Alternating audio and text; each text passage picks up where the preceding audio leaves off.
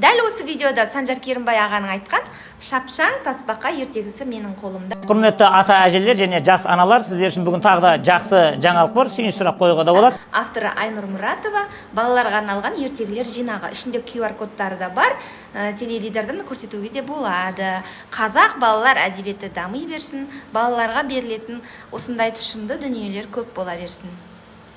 Балалар, мен сендерге бүгін шапшаң тасбақа ертегісін оқып берем. Ертегі тыңдайсыңдар ма? Иә! Тасбақа баяу ма, жылдам ба? Баяу. Баяу, иә? Балалар шегіртке не істейді?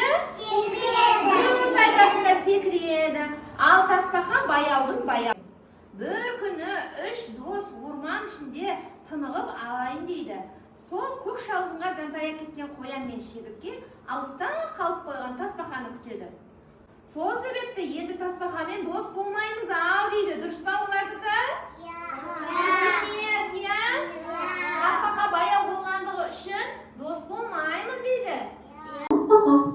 Тасбақа, қоян және шегіртке айнымас дос болды.